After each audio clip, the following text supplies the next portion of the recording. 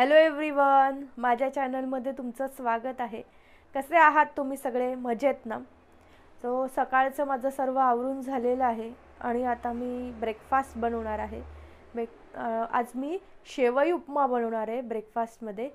तर त्याची मी रेसिपी आता मी तुम्हाला दाखवतेच। मी ते कच्च्या शेवया घेतलेल्या आहेत, त्या पहिले मी आता भाजून घेते। मार्केटमध्ये भाजलेल्या शेवया मिळतात, त्या घेतल्या तरीही चालतील। शेवया भाजताना गॅस मंदच ठेवायचा आहे। मोठ्या गॅसवरती शेवया भाजल्या तर त्याचा रंग बदलतो, पण त्यातून कच्च्याच राहतात। ते शेवया भाजून झालेल्या आहेत, प्लेटमध्ये काढून घ्यायच्या। आता फोडणी करून घेऊया। त्यासाठी मी कढईमध्ये थोडं तेल घेतले। तेल गरम झाल्यानंतर त्यात 1 चमचा मोहरी घालायची।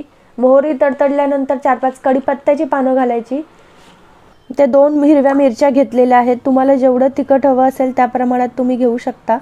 नंतर काजूचे तुकडे घालून थोडे फ्राय करून घ्यायचे। काजूचे तुकडे फ्राय करून झालेले आहेत। त्याच्यात आता मी 1 ग्लास पाणी घालणार आहे।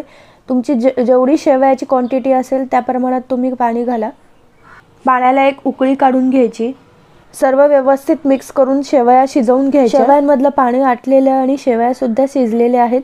आता त्याच्यात चवीप्रमाणे साखर घालायची आणि किसलेलं ओलं खोबरं आणि चवीप्रमाणे मीठ घालून सर्व व्यवस्थित मिक्स करून घ्यायचं। तर आपला मँगलोरियन पद्धतीचा शेवयांचा उपमा तयार झालेला आहे।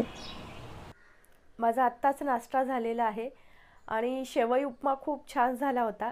खूप सोपी रेसिपी आहे आणि सकाळच्या घाईघाईच्या वेळेत तर खूप लवकर होते आणि भाजलेल्या शेवया मिळत असतील तर अजूनच लवकर होईल।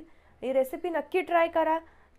सो आजचा हा व्लॉग आपण आता इथेच थांबूयात। भेटूयात पुढच्या व्लॉगमध्ये। आजचा व्लॉग तुम्हाला कसा वाटला मला नक्की कमेंट करून सांगा आणि माझ्या चॅनलला जर सबस्क्राईब केलं नसेल तर प्लीज सबस्क्राईब करा आणि व्हिडिओला लाईक आणि शेअर करा। बाय।